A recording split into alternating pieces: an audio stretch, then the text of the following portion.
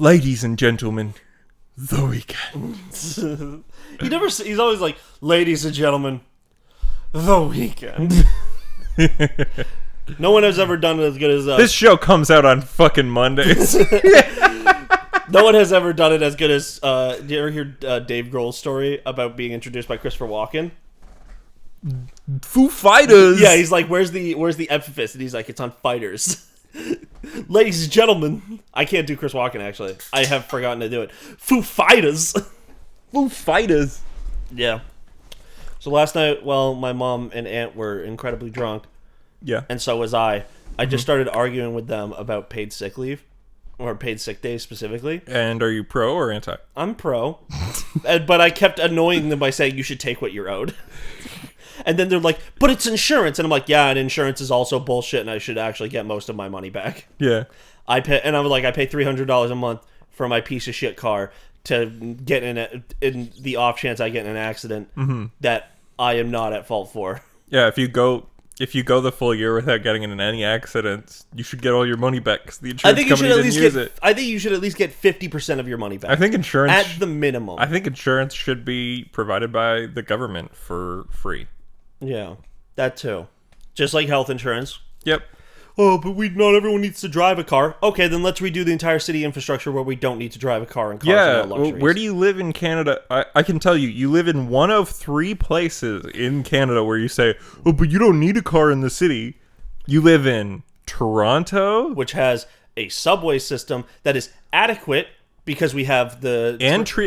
like, Toronto's got good... It's because it's got streetcars as well. Yeah. Toronto also would be a lot better off if we went purely public transport because there is so many streets where it's like, well, this is supposed to be like a 2-lane street, but guess what? Everyone's parked on the side. You have to just drive through the middle and hope no one else comes up. Yeah, so you live in Toronto, Montreal, or Vancouver. Those cities even... Does Vancouver and Montreal even have a subway system? Montreal has the best public transit in Canada. But I'm asking, do they have a subway system? I believe they have subway. Okay. Because you can have a really good public transit system and just have buses. Just be above ground. I think they have. They might only have above ground trains because I know they're on the water. Imagine a city where to drive in the city it accrued costs like it was the 407. So everyone just parked in like these massive parking structures outside of the city, and then fucking like took buses around. You just like, this is your spot. You rent it out in this place. You can, if you leave the city, you can take your car out. But to go back home into the city, you have to park there. That sucks because it already costs so much to live in the fucking city. Yeah, I know. You have to be this rich in order to live here. Yeah. You have to be making at least $70,000 a year to live here comfortably. That's why. Be a student who's just so poor all the time. That's why I take the train into the city. And that only costs me $75 a week. Yeah. Or you could pay for a parking pass. Or it would cost you $500 a month, which is not worth it. I don't know about that, but it costs to park near my work. It's $25 a day. That would be $125 a week. Oh my god! I was joking, and my math was right. Yeah. No, I vaguely remember because my sister used to work downtown at BMO. And now, I've heard good news for her. She never has to go back to work. That's great. She's permanently work from home now. That's good. Yeah. I might be able to do work from home from my place starting in a couple weeks. Work from home should be the main way people work. You just have to go to the office once a week. That's it. Yeah, my office has actual shit that needs being done, so I might be able to, like, 1 week on, 1 week off, or some similar thing. But working from home at all, it would still be a nice week. Godsend. Yeah. Yeah. You could just get the game. Yeah. You could set your office back up and use it as a space to not distract you. Simply just gaming. Yeah. And speaking of gaming, you paid sick leave, blah blah blah. Oh, I was just kept saying, like, I think obviously if you put a system in place where people will get free money to not work, everyone's going to abuse it. It's just how it is. I think. Well, everyone will get to a point in their life where they'll be like, hey, you know what? Fuck this. I'm going to go take some time off. And also, you should be owed that. For sure, yeah. I mean, like, paid sick leave is good because if you don't have paid sick leave, you are encouraging people who are actually sick to come into work. But then so I said that when I was both working, these old women who have work in like, well, one of them is like an office. She does like the book. She does like accounting stuff. Mm-hmm. So even if she's sick, it really doesn't matter because she stays far away. And my mom is a supervisor at a store, so she should not go into work when she's sick. Mm-hmm. But they're both just in like, I go into work when I'm sick all the time, and I'm like, why? No, yeah, to make other people sick, and you should say why. Yeah, like, why do you go into work when you're sick? Oh well, I owe the company, and it's like, no, the company owes you. Mm-hmm. They owe you money. No, but if you ask most people why they go into work sick, for me, my work, when I was working at the bank on retail, they made you feel like, because that place was constantly, it was never not understaffed, and then period. My uncle, so when you call in sick, you're like making them even more understaffed, and so they make you feel fucking guilty. So when I was actually sick, I would come in all the fucking time. And when I was, because the only time I would call in sick was when I was like depressed and could not give a shit about whether or not they felt bad. Yeah, then my uncle, who is a business owner and has had employees, I don't think he does anymore because I think he's really downsized since he's like almost 70 now. He was talking about the cost of paying employees, and paid sick days are literally just taking money from the employer, and it's just like, he's like, there's money that the government takes. And I'm like, yeah, from my paycheck. Yeah. And he's like, no, but then I also have to pay like corporate all this tax. Other shit. And I'm like, yeah, that's a business. If you're making, and I was too drunk to fully explain this, and also they were interrupting me all the time. I'm like, if you're making $50,000, I'm only making like $700 of that a week. I don't fucking care. You have so much more overhead. Yeah. Or no, I was using my work specifically for example, where to run profitably, they had to make $50 million a month. I make 700 of that. Right. I don't care what they have to spend. They have already determined that 50 million is the profit margin.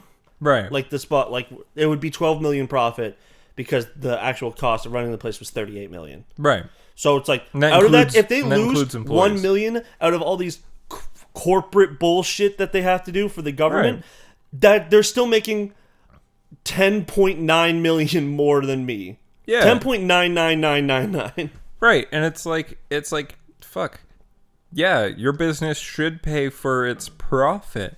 Yeah. But you know what you can do is if you spend more, you pay less taxes. Corporate taxes. Also, really, if you really want to argue about, should they have to be forced to give them? It's like, just have it.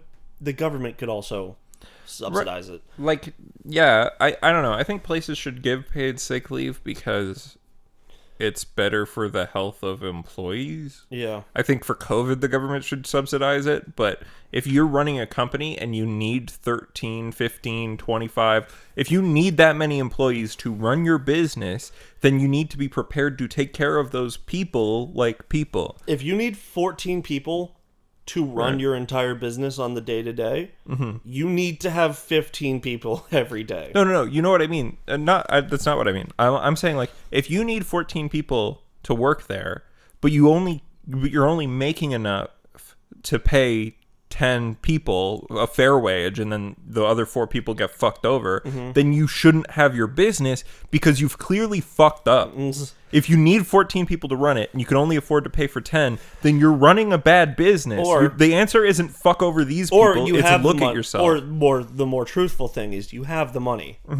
You're just not giving it out. Well, no, it's not. I mean, most of the time, especially we're talking small businesses. Oh, excuse me.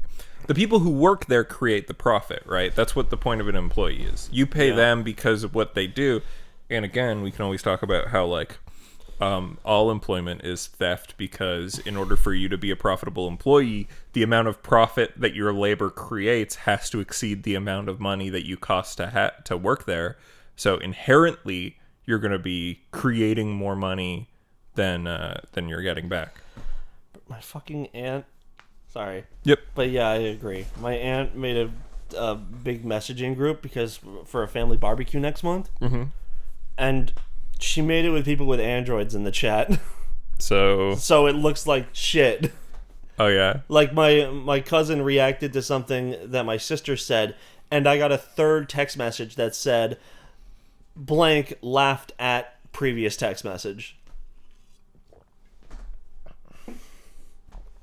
Damn. Yeah. The way my family does that is we use like Signal or Use Facebook WhatsApp. Messenger or something. We all have it. Mm-hmm. Also, welcome to the Media Hole Podcast. This is a weekly podcast in which we talk about video games and comics and movies and television shows and all sorts of other good shit, baby. Also, we like Ian's to have fun. familial drama. Yeah, and also I don't know if you know this about this podcast. We're very far left leaning. I don't know. Been watching a bit of Parks and Rec, and I just think Ron Swanson's a And I very think intelligent centrism man. is the way. No, I think libertarianism. Damn. I was going to say, Parks and Rec is a very centrist show. Yeah. Her loving Joe Biden has not aged well. Oh, it's aged so poorly. Also, what's his name? John McCain? No, not John McCain. John Krasinski? No. Dick Cheney? Dick Cheney? Actually, no, it was John McCain. Dick Cheney doesn't show up in things outside No. of politics. Dick And Cheney's the hopefully- vice guy, right? Yeah. Yeah, okay. Hopefully so Dick it Cheney was John shows up in the McCain. graph. It's in the same, I think it's like in the same episode where they had Joe Biden, where she's like Leslie goes and cries in like a coat closet because she's overwhelmed because she's local small government, and Ben keeps introducing her to like these incredibly powerful, accomplished women. Yeah. And she's like crying in a coat closet, and John McCain walks up. He's like, "Excuse me, I just need to get my coat." She's like, "Sir, could you fuck off for a minute?" He's like, "I'm sorry, are you okay?" And she's like, "I'm fine, leave me alone." Well, that didn't not age well. John McCain is considered like this is if He's like the least bad Republican. Yeah, he said some bad things, but also he's a man of his time. Yeah. And also he was a prisoner of war, and Yeah, I'm it's sure hard he has... not to respect it. Although Well, no, it's not that it's hard not to respect it. It's like hard not to dismiss that. And Yeah. in fact, when he talks about Koreans, and he says some horribly bad things. Oh, for sure. But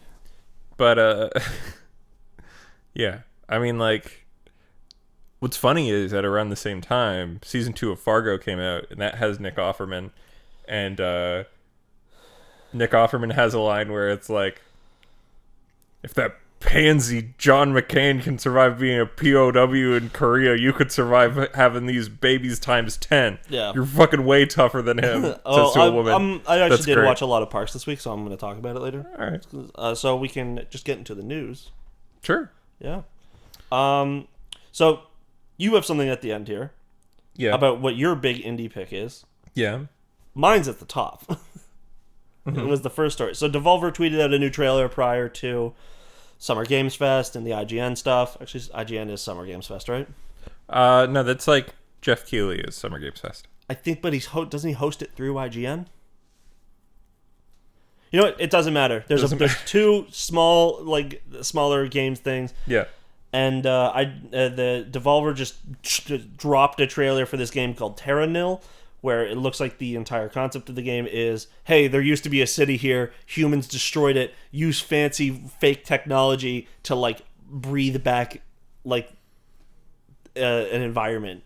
And it's not just like, oh, fill up the spaces with grass. It's like make a marsh, makes like a fucking like a good ecosystem. And I just think that game looks really cool. Okay, that's awesome. And you know what? Let's just go into my recommendation because there is some thematic crossover there.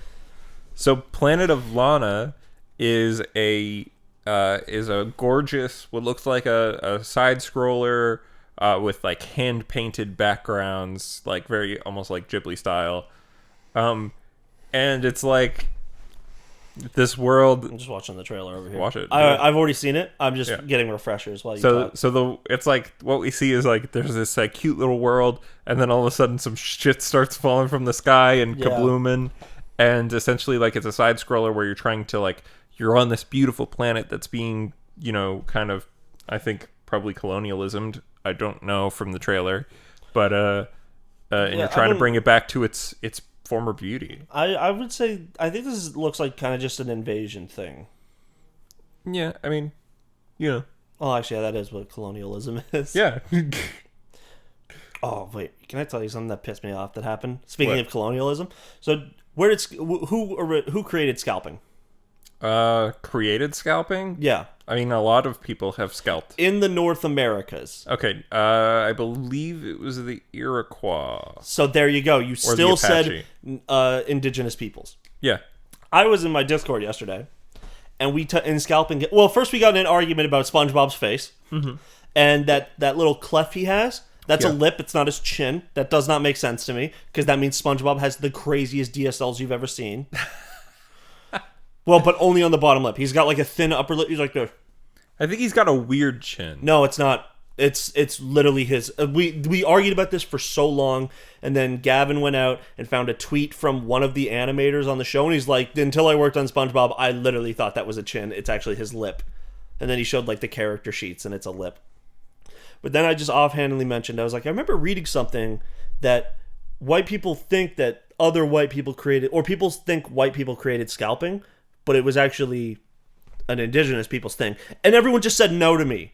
Like immediately. And I'm like, okay, well, I'm Googling it. And they're, well, like, it doesn't matter. You're still going to be fucking wrong. And I'm like, how am I wrong? You're not a living fucking encyclopedia.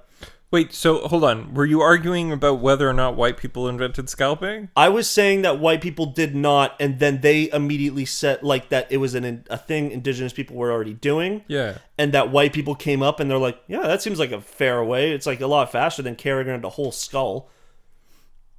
I don't think white people did a lot of scalping. There's forms of media where they would say, oh, Indian scalps and all that.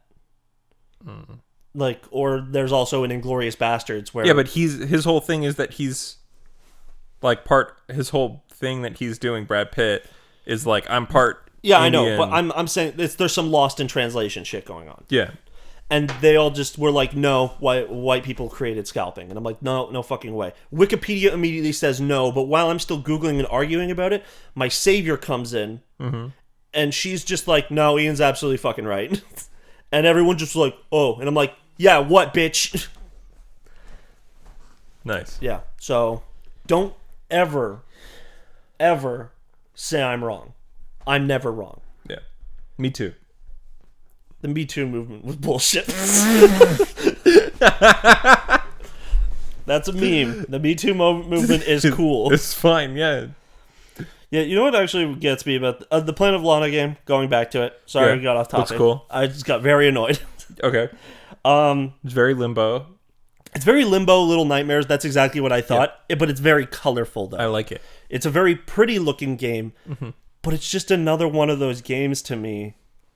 Well, this is like a reveal trailer, so it's literally just showing like hints of the world. It's a platform puzzler, like inside in the braid inside Limbo style. And I just don't like those games. That's fair. Yeah. You don't have to. I like them. I liked Grease. I don't know how to say it. GRIS. That game's great. Yeah. Yeah. Sometimes it's nice to just have like a pretty side scroller where you walk around and solve puzzles. Yeah, I'm sure it'll be a cute game. Yeah, looks fun. Yeah. They really like to have like cute small little children characters. Giant fucking monster. I mean, if it works, it works. Yeah. Speaking of cute little small games, this little unknown indie darling no one's ever heard about. Fortnite. Elden Ring. Oh no, sorry. I was gonna go to Fortnite. Oh shit. No, I'm gonna talk about Elden Ring. Yeah, let's do Elden Ring. I Ring. have nothing to say about Elden Ring. I do not fucking care. This you don't game, care? That is not real gameplay. That is all fake. It is real. No, that's like how FromSoft always does their shit. I want to see like an actual I want to see the opening zone because those moves they did, I will literally never use them because they are already in Dark Souls 3 and they are kind of in Bloodborne. They are worthless and do no fucking damage, and you don't like. They had one at one point where the guy like flipped over a beam to do an attack. That will literally never happen in anyone's playthrough, and even if they do it, it's not worth it. The horse looks stupid. I don't fucking care. Like, I just would rather it just be another Dark Souls game. Also, it looks worse than Demon Souls. It just looks more colorful than the other games. Made by a different studio than Demon Souls remake. I know, but the thing is that Demon Souls just shows like the actual polish these fucking games can have, but they don't. Where everything's still going to be janky. There's going to be like little funny ragdoll physics on the floor, which is good. But I don't know. I'm just very tired. I thought you'd be hyped because I haven't been hyped for years because I've been annoyed at people being like, Elden Ring trailer when? I'm just like, I don't fucking care. I hope it never comes. Because I don't want open world Dark Souls. Oh. I don't want horse combat. I think it's stupid. I just want Dark Souls. And then they show this trailer and I'm like, wow, this looks like every other Dark Souls game. But you like Dark Souls. I do, but guess what? I've already played 3 of them. 4 of them, because Demon Souls it counts. Yeah. Bloodborne is the most different, but they still have tons of things. Well, Sekiro's the most different. Sekiro is the most different and the most unique. Mm-hmm. I just don't like that game as well. I don't know. I just don't like FromSoft games. I like the old FromSoft games. I don't like the new direction they're going. Because the horse combat's going to be janky, because I don't want to do it. I think horse combat in every game sucks. Should have had Chris on this episode. He would have been like, bro. And then he'll just be like, wow, Ian's being negative again, just like he's negative about everything else. I mean, he does have you dead to rights with that. I'm not very negative. I'm only negative about the things that he likes. Which just so happens to be The Last of Us 2, a game where I don't like the message and the way it's portrayed, Red Dead Redemption 2, a long-ass game, a game that looks long, and then when I watch Nakey Jakey's video about things... The video where he's like, it's a really great game. No, I know, but it's the gameplay part of it. And then also when playing Red Dead Online, I don't like how it controls either. I mean, that's just a Rockstar game. It just feels identical to GTA. But it's just something about Red Dead's that feels slower. And I understand, and I don't mean the horses, because obviously a horse is not as fast as a fucking Bugatti. Yes. But like, it's the walking. The game wants you to walk around more. It wants you to just be in the environment. But I don't care to just be in a field. Like, I'm sure the story is very good, and I've seen some parallels recently about like things in Red Dead Redemption 1 that are a lot more heartbreaking because you know the context now in Red Dead Redemption 2, like how Dutch dies in Red Dead Redemption 1. Yeah. Because John just says things to Dutch while he's like trying to kill him. Like he's like he says the I have a plan thing, which is a huge part of Red Dead 2. Is Dutch always going like, I got a plan. Yeah. And it's just like, wow, that's really good. Also, the bear in Red Dead Redemption 2 that almost kills John when he goes out hunting for the first time is the bear you kill later on with Jack at the end of Red Dead Redemption 1. Right. Yeah, which is crazy that bear survived for 16 more years, and then also somehow like you can instantly kill it now, but you were unable to kill it in Red Dead Redemption 2. Yeah. I don't know. It's and then with the other thing I don't like that he likes. Sekiro. Probably, but I think it was a different one. Any anime that he likes that you don't? Death Note. Death Note's fine. I just don't like it. I was very bored. Really? Yeah. Fell asleep in the first episode and stopped watching. Death Note's very JoJo's. You're just saying that because there's a demon man that no one can see except for the people with demon men. No, but also like the way that problems get solved in Death Note and the way that problems get solved in JoJo. Yeah. Very similar because it's all about like this. I can write with my left hand and my right hand, and then I grab a chip and I eat it. Right. It's like JoJo. Like it's a very Death Note is essentially like the good part of Death Note is essentially one really long stand battle. Very far away stand battle. To me, Death Note looks like, if you want to say it's like JoJo, it's like edgy JoJo. Where JoJo's edgy JoJo. No, but in terms of death and murder, but you'll still have like dumbass episodes in between, like Josuke and Okuyasu trying to beat the shit out of Shigechi because he's a greedy little fuck. But then also like an episode later, it's like, oh look, Shigechi's being murdered, and it's horribly sad. Death Note is like the Netflix TV show version of JoJo, like where it's like we have not the money to do so this. You could do like that, right? We're trying to pare it down, so it's not all these people with all these stands. There's 2 people, and they have a fight, and like we need to. So you could literally do the meme where it's like JoJo manga, and it's like some beautiful art by Araki, and then JoJo anime, and then it's like a key art for like part 6, and then JoJo Netflix adaptation. This is Death Note. It's just the Death Note manga. Yeah. I mean, Death Note's cool. But obviously Bakuman is better, and it's more slept on, even though it's by the same creators. I am a big hater. That's just how I am. You do enjoy hating but things. I don't... No, actually, I really don't. I just don't enjoy having to defend. If I say I don't like something, and then you have to and then you keep pushing me to try and like it, I'm gonna come around and just start hating it and come up with reasons to hate it. I'm never. So that's one of the things that I don't try to do when I tell you. I tell you why I like a thing. Yeah. And what I try to illustrate is like, you don't have to like this thing, but I'd like you to appreciate how I understand it and see it from my. When POV. I first got my PS4, it came with The Last of Us Remastered. I played it, and I was like, I get like it's very sad and the story's very good, but I don't really like this game. And then I got up to the part where you meet that asshole in like the town. It's where you get the car and then drive away. Right, the cannibal? No, not that guy. Oh, the Bill thing. Yeah, the guy who's like your friend, the gay guy. And then the gay guy. Where you find through like conversations you figure out that he is a gay man who his husband ran away and died or whatever. Yeah. Because he was a piece of shit.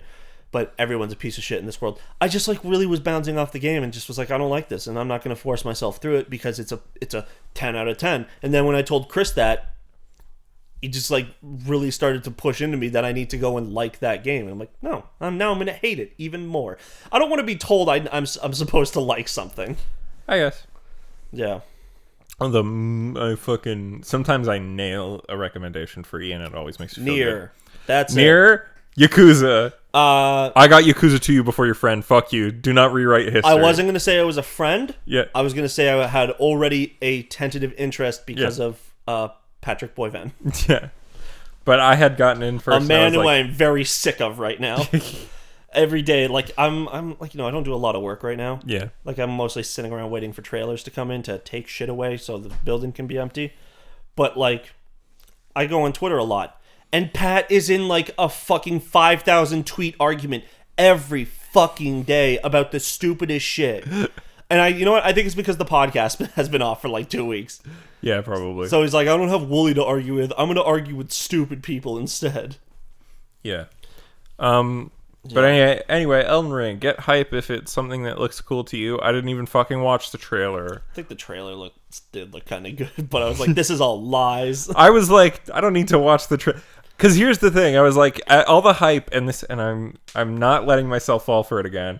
All the hype and all the fucking praise in the world. I saw myself start to go, maybe I should check it out. Maybe it's going to be cool. And it's like, no, it's a fucking Dark Souls game. You don't like them. You played Dark Souls 1, you played Bloodborne, and you played Sekiro, and you didn't like any of those games, Nathan. Like, you hated all of those fucking games. Yeah.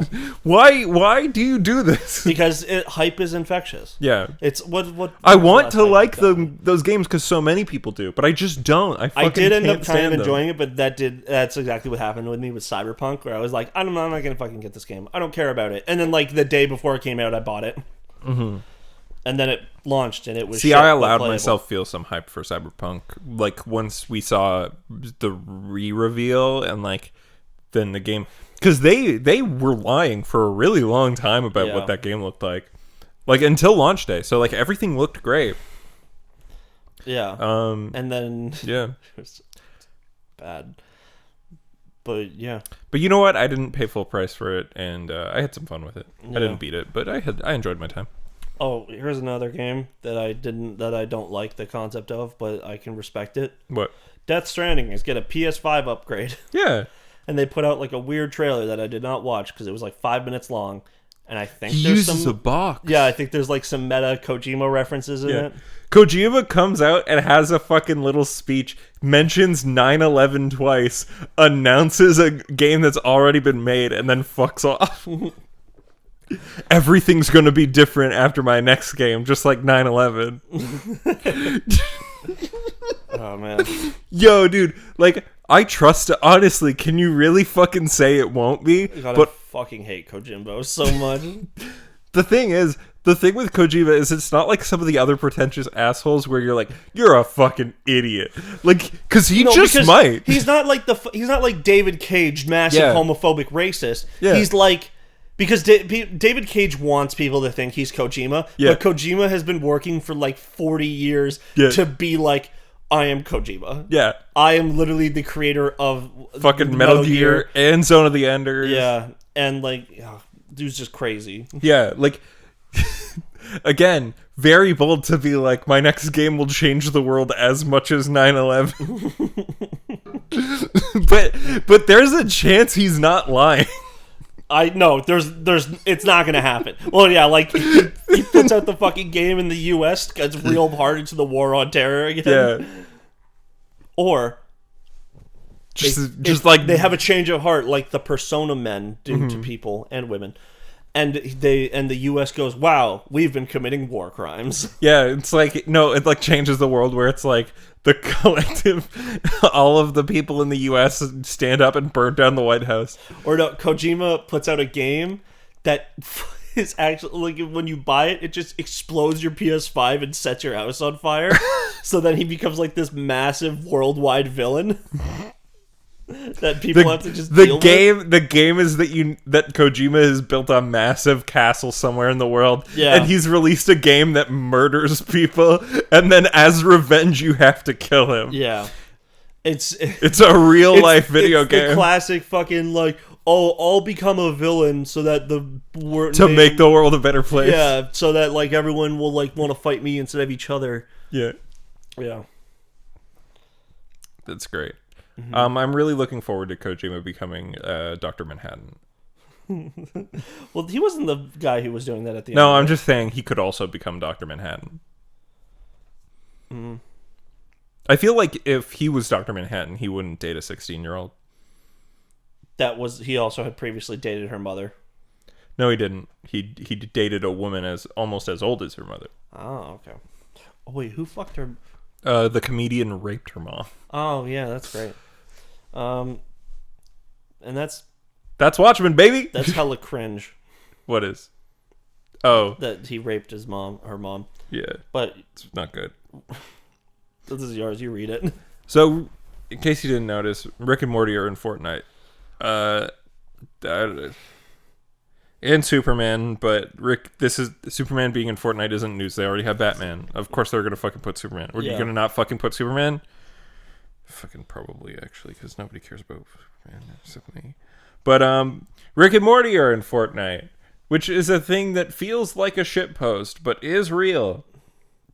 Yes. But the funny shit about this, there's no like trailer for Rick and Morty being in Fortnite. No, there is. It's in the most recent trailer. Are you sure? Yeah. So I just need to look up, because I looked up Rick and Morty Fortnite because I didn't actually see the trailer. Mm-hmm. And it's just like dudes going like, Rick and Morty's in Fortnite? Rick and Morty? But the thing that's really funny about this is people who like Rick and Morty keep posting about how Fortnite's fucking cringe. Right? Fortnite, oh, they're in Fortnite? Fortnite's cringe. Fortnite's a fucking dead game. It's so lame. And people who like Fortnite think Rick and Morty is cringe. Which is like so funny. Because again, like Rick and Morty is also pretty cringe. I don't think so. I think Rick and Morty's fan base is cringe. I think it leans into it, and it's been leaning into it for years now. Yeah. But like I said, we at the Media Hole, we sit well above the culture and judge infinitely from our massive brains where we only know what's true, and we think both are cringe. Is it just fucking Rick that's in there? They didn't Maybe even it's put just Morty? Rick. Maybe it's just Rick. That's lame. Yeah, well, you only have to pay Justin Roiland once for Rick. You don't have to pay him twice. Yeah, anyways. Fortnite. Hey, Fortnite. Hey, John Wick. Did you like this? Here's a fucking portal gun. You're going too burpy with it. I mean, you're going too deep. Yeah. Justin Roiland, best voice actor of our age. Yeah. Morty. Fuck. I used to be able to do it. Yeah, I haven't watched the show in 2 years. I just don't care to try. Yeah. Fuck. I can't remember his fucking character's name from Invincible. Yeah. I'm gonna be rich. I'm gonna be a rich boy. I'm gonna be a real rich. And rich, you want to get guy. in on this? And you want to get on the bottom level, and I can make you real rich later. You can be one of my ladies. And they're like, and you're all of he's the like, whatever, you? bitch. Yeah. Yeah. Oh no! What's going on? Yeah. Well, anyways, that's the news. We're doing this before the rest of the Ubisoft, the conferences. So. No, we're not. We are boycotting Ubisoft One and of us Xbox. No. I will be watching both of them. No, I'm kidding. You're gonna watch Ubisoft? Yeah. What's there for you? Nothing. I just like watching conferences. Oh, I just enjoy what they do. I like the I don't do you like the Ubisoft. Just Dance and the cringe jokes? That's what I want. I want to see the Just Dance and the cringe. Because then tomorrow, when Xbox does their cringy bullshit, and But so does slightly Bethesda, less cringy. it'll be so well. But then I'll have it'll be slightly less because I have the other comparison of the cringe, like the Minecraft cringe that they always have. Yeah, I mean, like, That's right. You got an Xbox and achievement on an iPad on stage at E3 2019.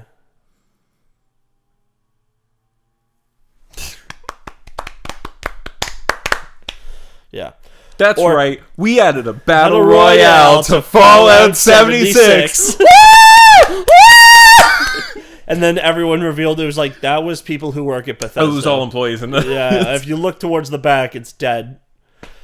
And then then they had the opposite where Andrew WK came out and all the Bethesda employees were like, "What's this?" Party, and, party, party. And then like there was dudes in the back going like, "Fuck yeah, fuck yeah, fuck yeah." Yeah. I saw this conspiracy theory that Andrew WK is an industry plant. No, he's not. Created by Dave Grohl. No, he's not an industry plant. It's just Andrew WK is a different Andrew WK than the original. But it's also that people like look back at his career and it was just like, here's his first album. He has a show on Adult Swim, like that was just like immediately famous. Yeah.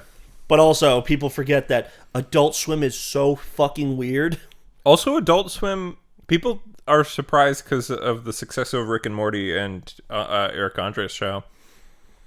But like, Adult Swim's kind of broke. They are not broke, but cheap. Like, what do you mean? Like, they don't pay a lot? Yeah, I mean, like, none of their shows have union writers. Oh. Well, because also normally when they go get, like... That's why Rick and Morty writers don't last a long time. That their writing room's always changing. Because, like, once they have the credit, they become... they join the WGA. And then they can't work there anymore. Yeah. Like, or, like, yeah, fucking, I'm sure... The new show they're putting out that's done by Psychic Pebbles and Michael Cusack, Smiling Friends. Mm-hmm. I'm sure that will last like one season because they'll probably be like, no, we want to keep our same writers, and they'll be like, no. Yeah, exactly. Like, but then again, like all the fucking ex Rick and Morty writers get tons of work because it's like a famous show that people like. Like Loki, the showrunner, is a ex Rick and Morty writer. And he also wrote the script for Doctor Strange 2, so that's cool. That's good. And I think Moon Knight is also an ex Rick and Morty person.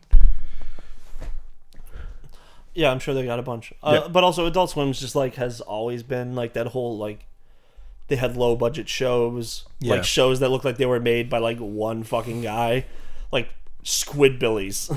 Yeah. Or that I can't remember where it's like Tom's the Mayor or some shit. There was a bunch of like shows that since we don't have cartoon Adult Swim and Cartoon Network. Well, Teletoon when at I was a night. kid, Yeah, it'd be Teletoon at night. But Teletoon at night would be like King of the Hill, American Dad, Family Guy. Yeah. It's hit midnight. Time for Squidbillies, and all the other shows that are actually trash. Yeah. Adult Swim. Or good shows like Venture Bros. Yeah, Adult Swim has and that. Aqua Teen Hunger Force. Adult Swim has that like show called infomercials. I don't remember it. So, okay, you don't have to remember it because it's not actually a show. But like essentially what it is like, you know how like late at night channels become infomercials? Yeah. Okay, Adult Swim has a show, quote unquote, that is called infomercials that like gets tagged as it, but it's actually like a bunch of random shit, and that's what Too Many Cooks is from. Oh yeah? Yeah. Too many cooks, too many cooks. You know what? Honestly, I've seen a ton of these. I just literally never registered that it was Adult Swim stuff. Yeah. Yeah. Like, Shumway Complete Sword Collection. It's like a fucking man in a suit of armor. That's funny. Stabmaster 2200 Razor Steel Samurai Sword. Yeah. Ugh. Yeah, but, So we're done the news? we're done the news, because news, there isn't any. So this week, I watched a really fantastic thing that I'm sure you've already seen or heard of and decided whether or not you'll watch it. I haven't seen it. I probably won't because you can sing its praises too much and then I'll get negative about it. So Okay. I watched Bo Burnham's new comedy special, Inside, which is fantastic. In case you don't know, Bo Burnham, stand-up comic and writer and actor. A very unfunny person. Yep. Horribly untalented. Yeah. Definitely can't play the piano, guitar, and sing at the same time. Mm-hmm. Has never done any like meta commentary. Whenever he shows up in other shows, it's completely forgettable. Yeah. Like, I was in Parks and Rec, I think. I don't know. Honestly, that episode isn't even that good. It's I was not. like hyped for it. But That it's episode not is funny. just them. He's great. It felt like they were just like, Bo, go make a song, and then he made a song better than anyone could like write around, and it just was not good. Also, I think that was in like one of the worst seasons of Parks. Yeah. I think it was season 6. Yeah. Yeah. But anyway, Bo Burnham's Inside is great. I'll say so many things that people have already said about it, but can something really be called a comedy special when it's this sad? Because it's about being stuck inside and all the shit that we went through during COVID, kind of, but it doesn't talk about the COVID stuff. It's just kind of like about being stuck and being somebody who does creative stuff, right? It's like there's 20 songs. There's not even a lot of like non-song joke parts. You know what? I'm glad though. What? It just made me think about it. There was like a lot of TV shows that were like, how will we work during COVID? Mm-hmm. And then like instantly we're just like forgetting that they had to do a special thing for like a minute. Like I think, the British panel shows and shit, a lot of them just didn't run. But the one that like James Acaster does, Dave, that went on. But they had... all they did was they just separated where they sit. So like James Acaster's at the front and the other guy's like at the back. And that's how they did distancing. Mm-hmm. But then the first joke is when they came back is they weren't allowed to acknowledge it. Because the studio was like, don't, because on reruns, people won't remember COVID. That's funny. Yeah. So anyways, Inside he wrote it, directed it, shot it, and edited it himself in his own home. And it clearly was made over many months. And it's fantastic. Is he like... Okay, because he has a beard in it. So at the start, he looks like Bo Burnham. Oh, but as it goes on, the beard keeps coming in. The beard and the hair. That's funny, then. Yeah. Like, you're like, oh, shit. Yeah. Yeah. Like, fuck. Did I watch... I think I watched... I recently rewatched... Wet Hot American Summer. Did I talk about that last week? I think you did. But just one of the really funny things in the movie is you could tell that movie was so low budget that everyone else was like still working while they were in like going off on like weekends and shooting it. So Christopher Maloney at the start of that movie has he has a fake beard. Mm-hmm. And it's like totally obvious that they like glued it on. It looks like shit. And then later on he has a real fucking beard.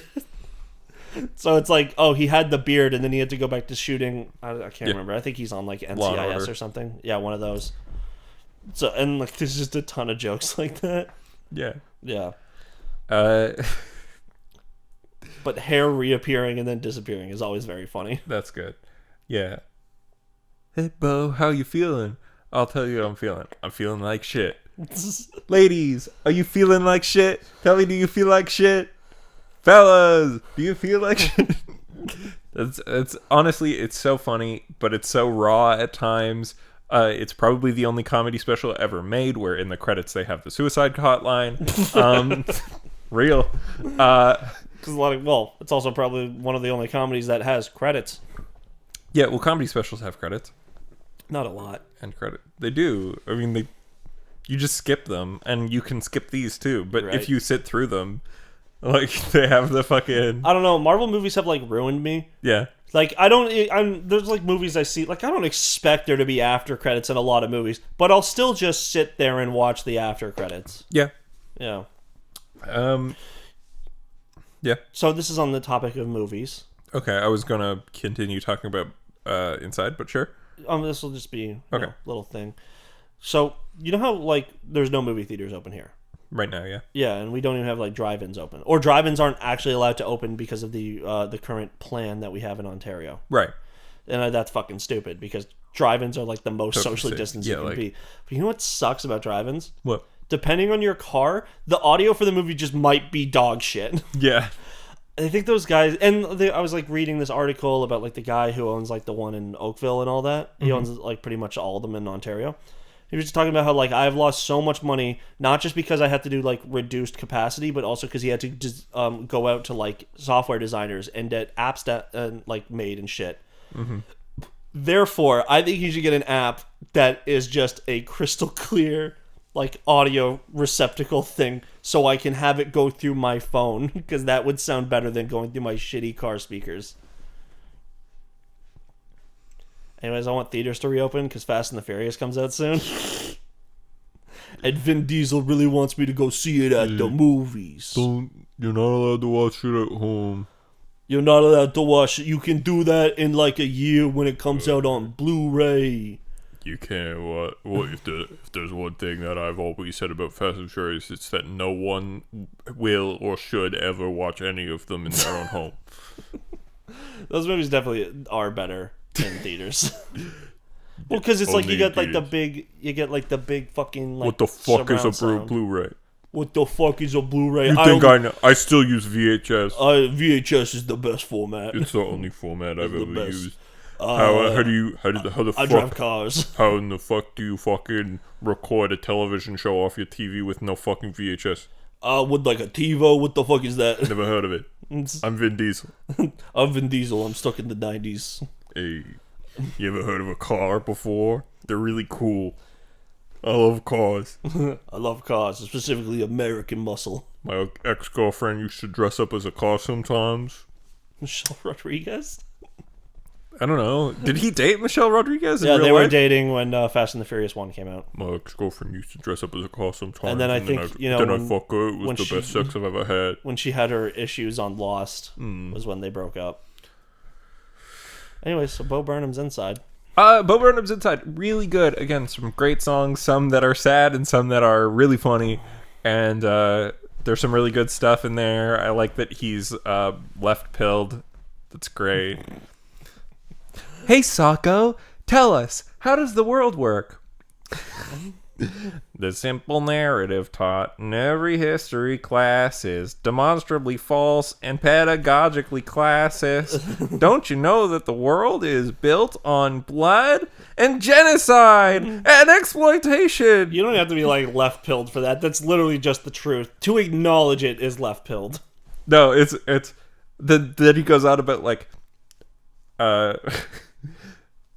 all of society is basically structured to separate the worker from the means of production, and the FBI killed Martin Luther King. Yeah.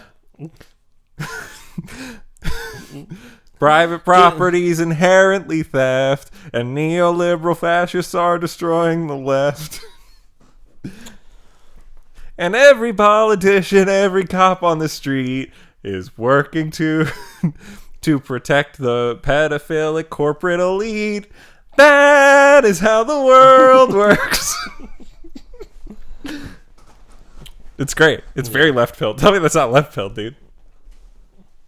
I don't care about these terms. I feel like every single time I hear pilled, I immediately think I ironically use pilled because red pilled and black pilled is so commonly used that I just like any Eat pilled. the black pill, Jim.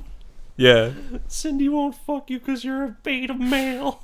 But there's so many great songs. Welcome to the Internet's great. White Woman's Instagram is really funny. Look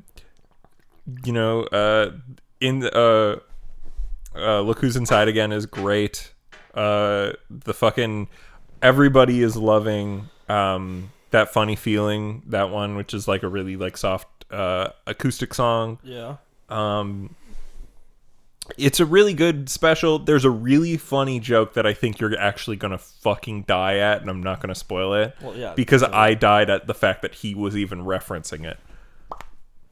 I need that out of my hand. I keep fucking with it. But yeah. Yeah. It's really I don't know. good. You should watch it. I do want to get around to watching it. It's just that, like, it's something that I feel I need to give my full attention to. Mm-hmm. And I've just been having a lot of trouble doing that. Which is why... fair. It's honestly, it's not really a comedy special. It's basically a movie. Which is why this week, I have accidentally taken a lot of time off of work.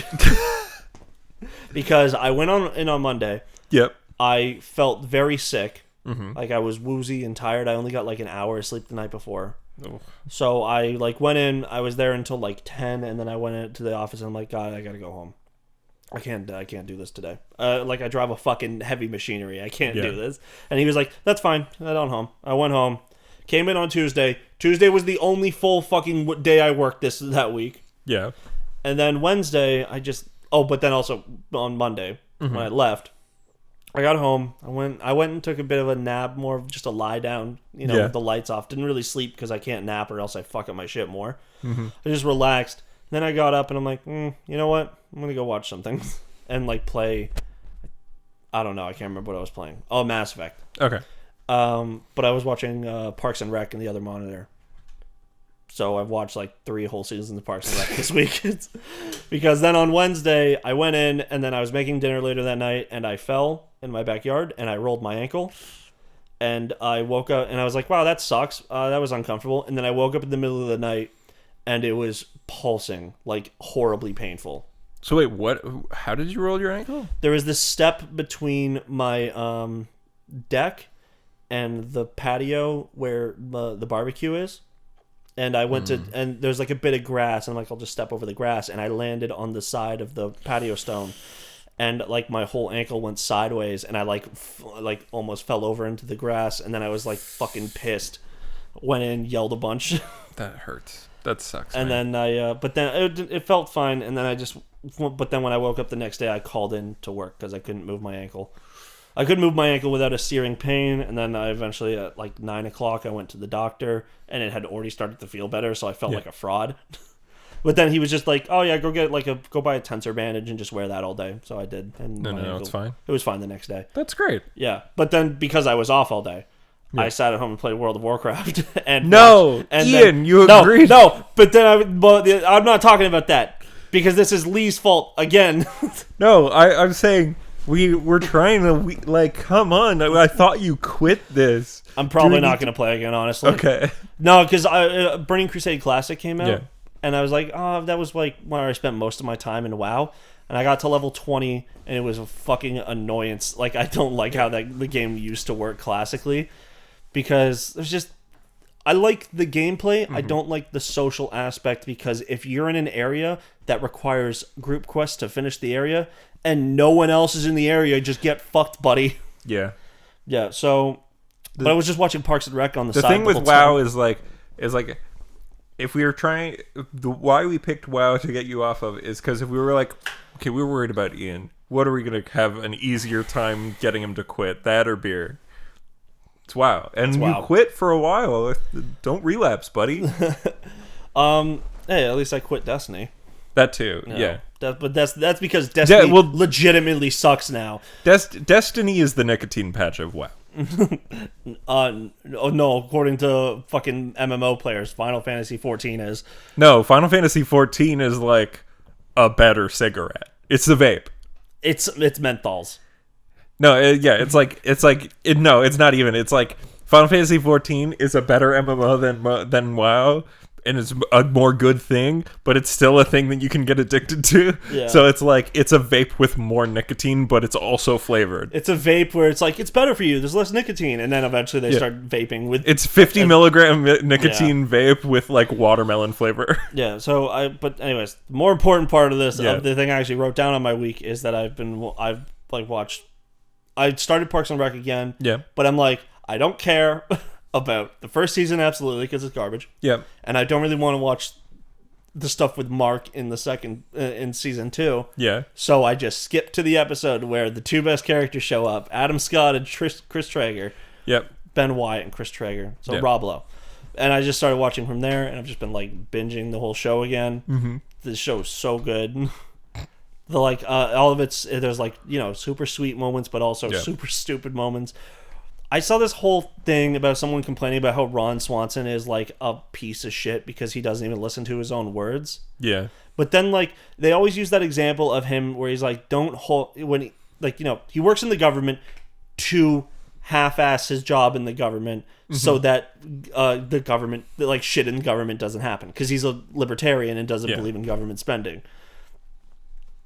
So, like, he's just a weird character to have that job. Yeah, and then Leslie Knope is the fucking Isabel from Animal Crossing, where she's like, we gotta do these fucking projects. Yeah. We're trying to make the community better. We're trying to help people.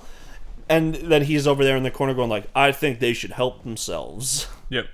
But then he has this like line later on where he was like talking to Andy on like a dock, and he's like, never half-ass two things, whole-ass one thing.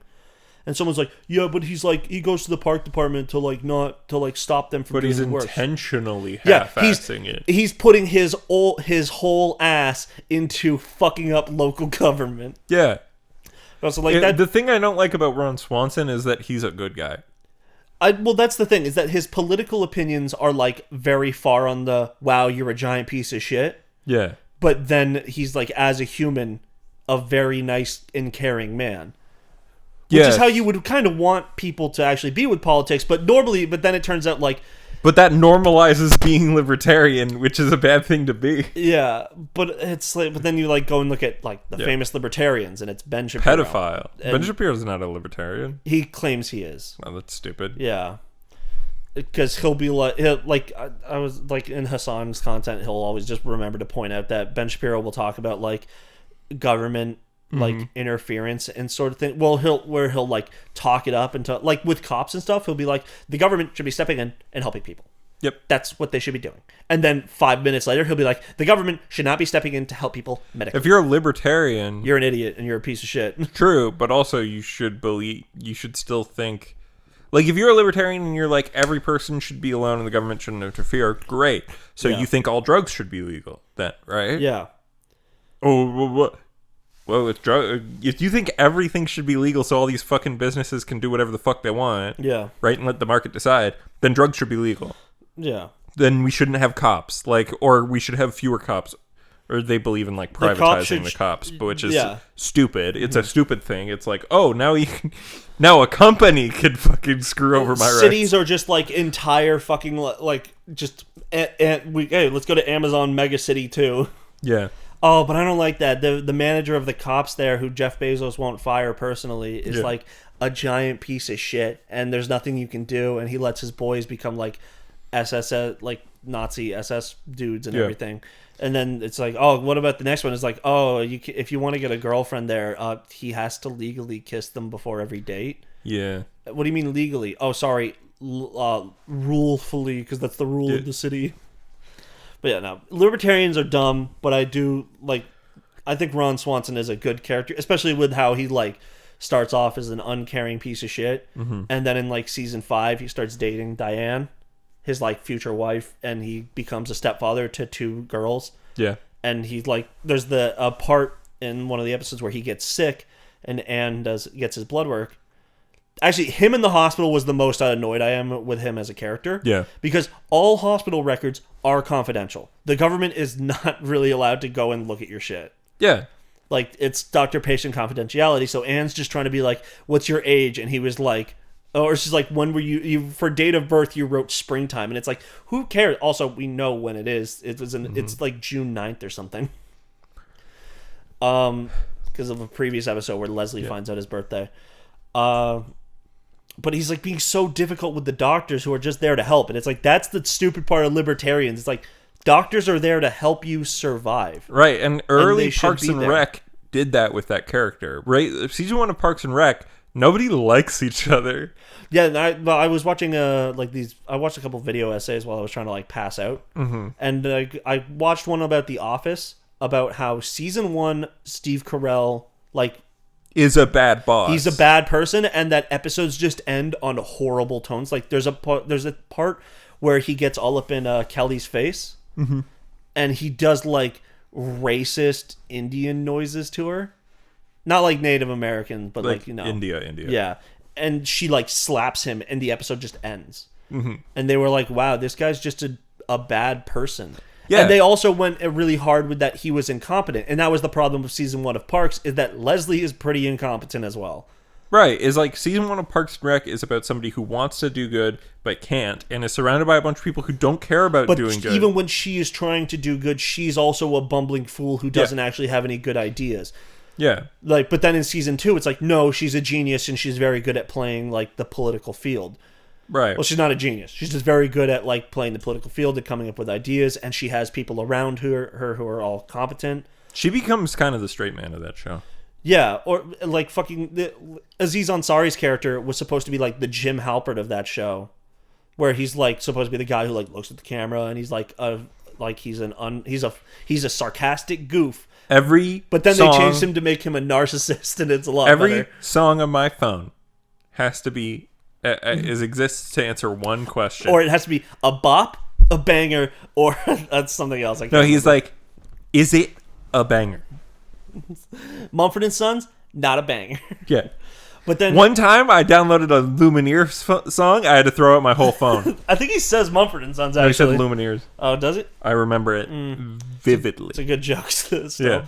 But then April kind of becomes like the Jim, like, because in the later seasons, April's okay. But I mean, like, Aubrey Plaza is the best. She's the best character in the show. Her. She is almost the main character. Yeah. Like, I want Aubrey Plaza to have a fucking show, man. Rashida Jones actually seems like she is useless in that show. They never know what to do with her. In the first and second season, it felt like she was supposed to be the side character. Yeah. But then they were like, no, let's focus more within the actual City Hall office, like the Parks and Rec office. Mm-hmm. And then they're like, oh, how do we put Rashida Jones there and not just have her be Leslie's friend? Let's have her be the health safety commissioner, whatever, and put her inside the office there as well. But then it's still like, actually, she sucks, and it's more interesting because she's at the end of her story already. Yeah, unfortunately, like, that character is boring. Yeah, she's just Leslie's hot friend. Yeah. Yeah. And then they were like, oh, she's an excuse to get Andy onto the show. Yeah, and then to keep Andy on the show, because he was actually only supposed to last the first and second season and then get kicked off, but they liked Chris Pratt so much, they wrote in kind of an uncomfortable relationship. Because April is 21. Yeah, there's a big age and difference. Andy is 29. But they do at least engage with it. Like, they're not like, this is that's where Aziz Ansari brings up the rule of your age divided by 2 plus 7. Yeah. Which, when you're in your 20s, is pretty good of a rule. It's not great, but it's better than being like, oh, she's 18, so it's fine. Mm-hmm. And then when you're in your 30s, it's even better. Because it's like, it just keeps you within a range. When you're 40, though, we got to stop using it. You should just be dating people who are 30 if you're 40, or 40, it's 27. Yeah. Yeah, that's not good. Yeah, so, I don't know. It's just such a... Like, The Office is fine, but The Office gets really bad, and those characters become caricatures of themselves. Mm-hmm. Where I would argue that the Parks and Rec characters start as caricatures, and just forms of The Office characters just over here. But then they actually evolve and become much different. I think it's just that Parks and Rec, partway through season 2, finds out what show it is. I think at the end of season 2, when Ben Wyatt and Chris Traeger I would say it's slightly before that it figures it out, but yeah, like it's because it's very much early The Office trying to be that edgy thing. Yeah, the same way The Office did, and then it becomes this more like wholesome. The show about like people being like in a weird like found family but also dysfunctional, but then characters become like, but then also characters like Dwight was Michael's like little lapdog and crony, and then eventually in like season 4 he starts talking back to Michael and not like responding to him and doesn't like want to work with him as much. And there's really no reason why. He just decides that Dwight is going to be his own person. I do want to see more stuff like what the co-creators of that show have done since, right? Like what? Like Michael Schur, you mean? Yeah, Michael Schur did The Good Place. He has only put out bangers, except for one, but that is only because of modern sensibilities. Right, but what I'm saying is Nine-Nine. like Brooklyn Nine-Nine and Parks and Rec and The Office, they become this like, this is what a modern sitcom is. Yeah. And I don't love them the same way I don't love Modern Family. They're the same type of show as Modern Family. They're all mockumentaries. It's just that they, The Office at least tried to explain the mockumentary side of it, where even at the end it becomes that they have become like an internet sensation. Parks and Rec just never explains it. Parks and Rec, well, they just kind of I think they just try and be like, oh, it's like a local C-SPAN thing. Like they never give it. They never do at all. They never even reference it. Yeah, it's just something they do. Where Modern Family also tries to talk. Modern Family, there's an implication that it is a documentary. No, they talk about it being a documentary, and they also go just like in Parks and Rec. That whenever they like swing the camera because something dramatic is happening, or like, oh, let's get that shot. You never see the cameramen. Like in season 1 you did. Yeah, but in season 2 they went more with like, it's a show where we have the people off to the side having conversations just to make jokes and talk to the audience. Like there's a bit in season 1 where somebody almost gets hit with a boom mic. Yeah. Which is funny. Then in Modern Family, well, because that's a joke that would happen in The Office as well. Did they? Yeah, but then in Modern Family you still see like the documentary crew, and it's like, isn't this so weird? Also, wouldn't at some point the family start to interact with people of the crew? Yeah. Like, no, they're actually just all assholes. Yeah. That's the thing that also sucks about Modern Family, is none of those characters grow, other than the children, but then they're all just still pieces of shit. And now they have their own show, the children. Oh, do they? Don't they? Probably. Because they're in college or done college. Well, because the one girl, Ariel Winter, I think. Yeah. One who plays the oldest sister, oldest daughter. She like leaves to go to college, and then comes back within like the next episode because she drops out. And then the other one, the one who the younger daughter who got boobs too big and had to have them reduced at the age of like 18 because it was crazy. Like IRL or IRL, because she she hit like a G. Damn. And she was like, my back already hurts. I'm getting them reduced. Yeah, I mean, I think she would probably get her own show. Maybe I think she probably did. Yeah, and also maybe the younger brother and Manny. But also, show's bad. Yeah. It's just... I don't think So here's the thing. I don't like Modern Family. Yeah.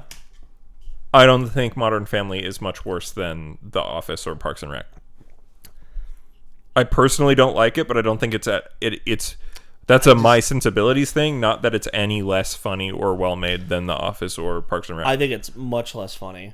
I think the jokes don't really land, and a lot of it is more based on like assuming everyone has like dysfunctional shitty dad and a mom who just like disappears, and then like your dad will obviously remarry a much younger woman. They kind of just like it's a Modern Family, but no one in the show is relatable. It's all weird. Yeah, I don't know. I don't think it's any worse than Office or Parks and Rec. No.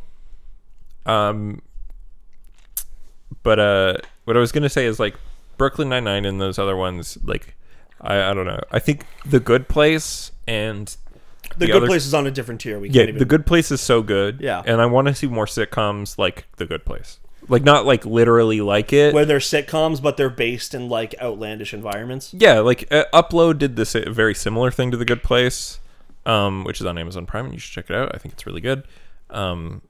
It's fun. You would probably enjoy it if you like The Good Place. Michael Schur do it? No, it's the other guy. Dan Gore, who also did Parks and Rec. Okay.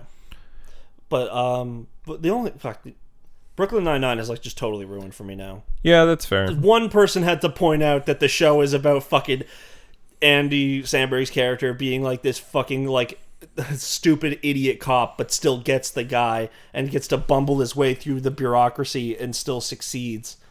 And then go like, oh, public defenders are the real villains of society, and I'm like, oh no. Or they go and check out Riot Gear and go like, wow, this is so cool, I can't wait to use it on real people. I hope we have a riot soon. And I'm like, oh no, it's almost as if there is a riot that maybe there's like reasons behind it, and maybe you shouldn't do violence to people. Yeah.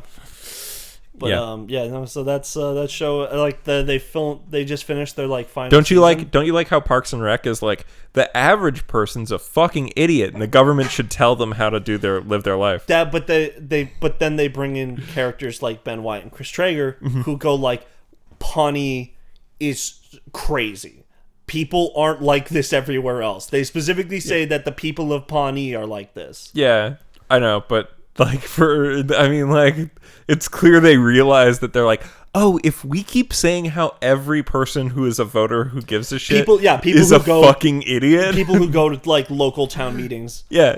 Yeah. But then they also do have like normal people come in with like their stupid like they have dumb like when April hosts like a thing. Mm-hmm.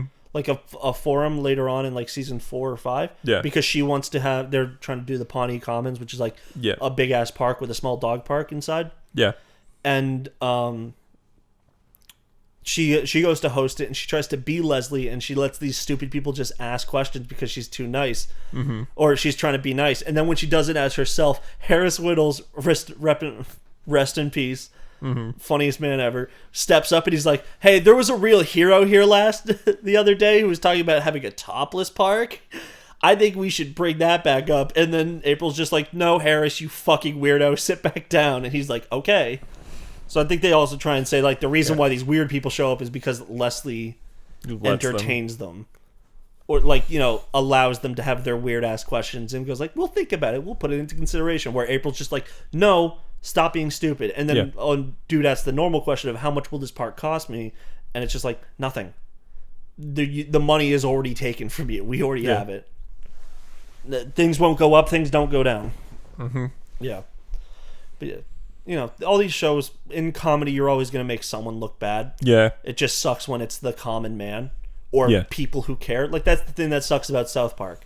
Yeah. Is like the entire punchline is that, like, giving a shit about stuff is and stupid. then that's what sucks about modern Simpsons is Lisa has, like, the same point, like, thing where she has, like, a whole monologue about people caring too much. And it's like, shut the fuck up. Lisa, they should have just made you continue being a very political character instead of like a political no, shut down the making argument. fun of left people. Yeah, like it's not. There's nothing wrong with making fun of leftists. It's just you need to fucking also have some shit. The last funny joke I could think of the first joke they did that points out like Lisa kind of like virtue signals, and that like if you want to use that term. Is that she shows up to play football. Oh, that episode's good. And Ned's the coach, and she does this whole long speech about breaking the glass ceiling, and all that. And then Ned's just like, "Great, Lisa, we already have 3 other girls on the team." And then she goes, "Oh," and just takes the football, drops the football helmet and walks away. I'm like, "That's so funny." But then they were like, "Oh, let's just make Lisa that," where she tries to virtue signal now all the time. And as soon as like. Someone else starts. She's like, it's not special anymore, and leaves. Yeah. The best joke about leftists is in Disco Elysium when you try to become a communist. The narrator tells you that, you know, when you join this group of communists, you know, it's like you're like, well, what do I do there? And it's like, oh, this. You'll read books, you'll talk about things, but mostly you'll just argue with and talk shit about other communists. Yeah, that makes sense. Yeah, it's like when someone's like goes on Twitter and they're like, "Hey guys, I have an issue with the concept of universal basic income. I'm for it, but I also have an issue." And then everyone goes like, "Oh my god, you fucking idiot!" And it's like, okay, no intelligent conversations allowed. Yep. Like, I don't think it's a great thing. I think we should just raise minimum wage and then just make it easier to have unemployment. I think UBI is important because at some point. There will be more people than there are jobs.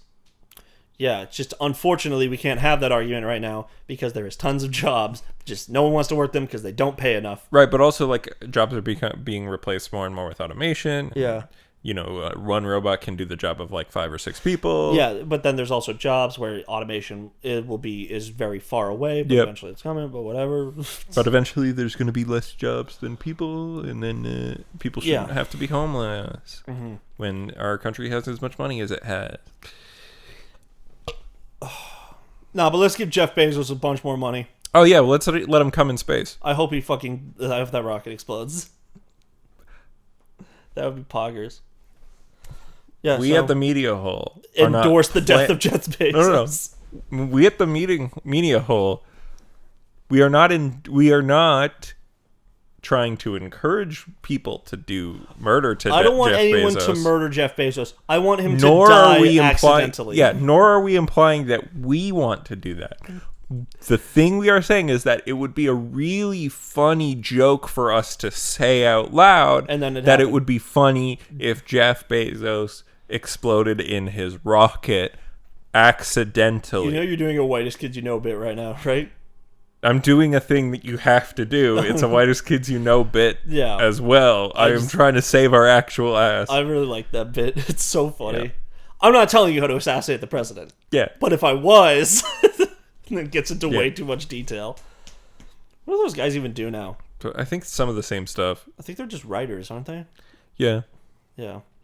So also, yesterday, Yep. new Ratchet and Clank came out. How is it? I didn't get it. It is really cool, but also great. I have no idea where it takes place in the canonical story of Ratchet and Clank. Isn't it the most recent? No, I don't think so, because I don't even think... Is Dr. Nefarious the... Yes, he is. Yeah. He's the villain of that one. But it sounds like the most recent did happen, but then also all the other games' stories happen, just not in the same way. Because Ratchet is regarded as this like massive hero, and like there's a bunch of characters that you meet that are not in the most recent Ratchet and Clank, but you have a familiarity with them. So I'm not saying it takes place right after the reboot. I'm saying all of the other games are canon. Is what the implication is. Like all the other games are canon. Because Dr. Nefarious shows up with this thing called like the Dimensionator or whatever the fuck, which apparently is from a previous game. Yeah, I think it might have been in... I think it was from one of the PS3 games. Okay, so Crack in Time probably. That would make sense because it goes between dimensions, and time is usually a dimension thing. So, like, it's just... They're still doing the thing, though, where Clank and Ratchet are just the best of buddies. Well, that's kind of how it went when you get to, like, the PS3 era. They're still kind of like, you know...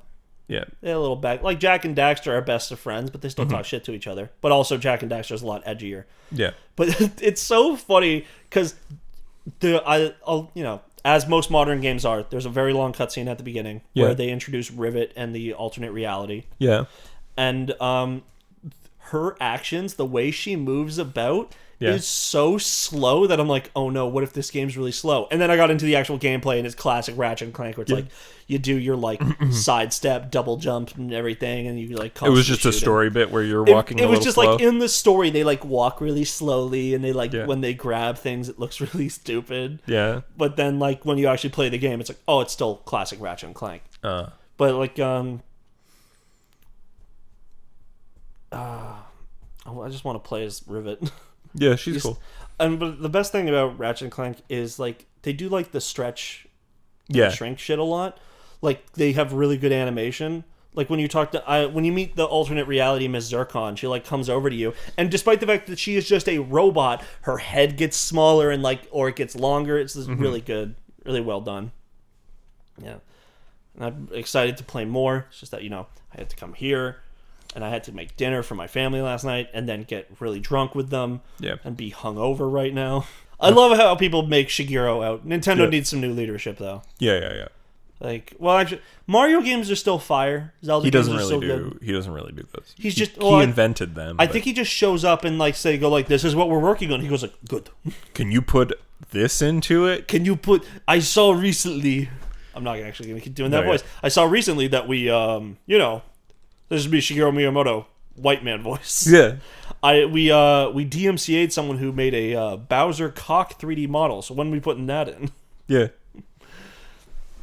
Yeah. Oh, yesterday, my son told me that butterflies mate for life. Could you somehow put that in the game? What? Why? I don't know. I'm Shigeru Miyamoto. Oh, yeah, I just say things. I think his son is probably 40. That's fair. I don't know, man. I think they should honestly hand that company over, like, creative direction. Mm-hmm. Give it to fucking, I'm blanking on his name right now. Smash Man. Oh, Sakurai? So maybe we can get some new fucking Kirby games. There's been so many Kirby games. More. I don't think so. I think Sakurai should be, like, retired. The guy started working at, like, 16. No, but I'm saying, like, creative director. Because obviously the man could retire if he wanted to. I think he likes working on things. But, like, he's a talent on par with, like, Iwata. Yeah. Like, I think he should be, because I feel like Pokemon does. Oh fuck! That's where I was leading it to. Yeah. But Nintendo does sometimes put out games that are not up to par, or like it doesn't work well with the hardware. Even Breath of the Wild is, depending on who you ask, a good game, but it still gets frame drops. Yeah. But like the game was made for the system, but it has frame drops. Like, why? I'm sure it runs better on the Wii U. It does run slightly better on the Wii U. Yeah. So I feel like, but it's lower res, I think. Shigeru Miyamoto seems like the kind of guy who's just like, these are toys. Mm-hmm. It doesn't matter how they turn out because they are just enjoyment for children. Yeah. Where Sakurai seems like, he puts effort into his games. I think they all do. I think Nintendo is still like well known for being a really good company that makes really good shit. Right, like in general. What? I just remembered something, but go on. Okay, because like if you look at like Fire Emblem and Pokemon, not so much, but like Pokemon just has a problem with it has some issues, but there's a lot of games and there's still a lot of good in a lot of those games. Yeah. I'm not saying they're all bad. I'm just saying that on a technical standpoint, sure, at least for Pokemon, they're bad. But you're not buying Nintendo games for technical quality. You're buying Nintendo games for kind of inventing new forms of gameplay and doing interesting shit. You know what I mean? How Pokemon Legends Arceus is actually a first major change for the Pokemon franchise. Or like Fire Emblem Three Houses, the first main console Fire Emblem since the Wii one, and it like really mixed up the formula. It has that thing where you can just murder all of the playable characters, tragically, and there's like all these routes, and that's like new stuff that you haven't really seen in Fire Emblem before. You've got the new routes that was in Fates. Yeah, but that game sucks. But that was 3 different games. Yeah, and they all suck. Yeah, but and if you want to buy the third version of the game, you got to buy the first 2, and then still spend extra money. It's DLC. Yeah. And also, you had to buy them in a particular way off of the eShop, or else you could not actually access the third version of the game. That's stupid. Yep. Because there was people who were just like, I just bought 2 copies from Walmart. What do you mean I can't play the third version of the game? Yeah, that's fucking dumb. Mm-hmm. But also, that means once the eShop stops existing, it's gone forever. Yeah. So yeah, Nintendo does a lot of good shit. Astral Chain was them. That game's fucking great. Astral Chain, wasn't it by Platinum that they but they funded it? It's Platinum and Nintendo, yeah. Yeah. And at least Nintendo has been a little more open to working with other developers. Yeah. Like all the Hyrule Warriors games.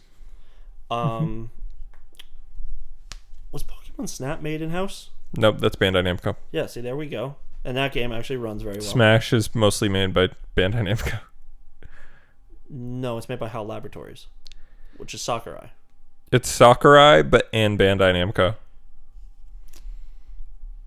I feel like you're lying. Nope. I feel like you're just saying something there. Look it up. But they just need some more people, like some other people to hold on to the reins. Yeah, I think they need some new visionaries, but I think those people are kind of all over the place and hard to find.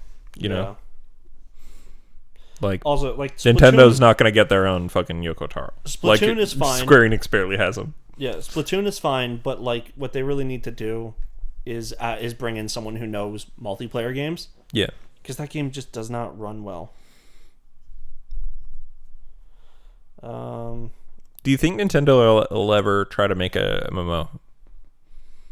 It's not HAL Laboratories, it's Sora. Yeah. And Bamco. So yeah, they do help. I don't think so. I think they've... Especially because the MMO boom is over. Yeah, and if they were going to do it, it would be with like Pokemon. Probably Pokemon, yeah. But Pokemon is such like a... You don't want to have people everywhere. Temtem already exists as well now. But and really, with those games, you want to feel... With like Pokemon... You want to feel like there's more Pokemon than people. But if I walk into an area and there's 30 people in a patch of grass, I just... And don't really see Pokemon around. I would like them to do more shit. Like they didn't have it. They had it in Pokemon Sword and Shield, but it started in like Let's Go Pikachu and Eevee. Yeah, where you could see the Pokemon outside, like on the field. Oh yeah, on the field. I really like that. I like that too. Yeah. I've always liked that with enemies in RPGs. Yeah, being able to see them. It's See not them on the not map. being random. That's Not the random best battles. part. Is that like, hey, I'm searching for this one Pokemon. Do you know what game did that Let me run in first, the fucking Ian? ground. Which one? What, or at least what JRPG? What? Chrono Trigger. That's cool. Chrono Trigger is fucking great. So also, Yeah. I remembered something about Ratchet and Clank that I heard. What about it? The whole game was made without crunch. Yep, that's true. People apparently. worked only on 40-hour work weeks, and That's that's great. pretty pog. Good for them. Yeah. Can't be mad about that. And it just and that game looks beautiful and amazing and stylized. So we don't need to have fucking more Last of Us's. So like Loki, what do you want to talk about next? I don't know. I feel like you just kind of dropped a hint. Obviously, I am going to watch the show. So if you just want to get out your initial feelings, Yeah, okay. So Ian didn't watch it, even though he said, "Oh, it comes out on Wednesday, so it'll be so much easier for me to watch it before the podcast." yeah, I forgot. Yeah. I almost forgot too. Loki is fun. The first episode is mostly set up on the Time Variance Authority, but I think they found a good way to like A, make something that's pretty funny, and B, tie in emotionally with the character and have an interesting setup for a plot for a television show. I did see something that I'm sure is a spoiler. Okay, what is it? Did someone open up a drawer with Infinity Stones? Okay, so like the Time Variance Authority is so far above all, like their whole thing is that they go to different timelines and Yeah. like stop the timeline from existing when something breaks off, to protect the one true timeline, and that's different from how it was in the comics, obviously.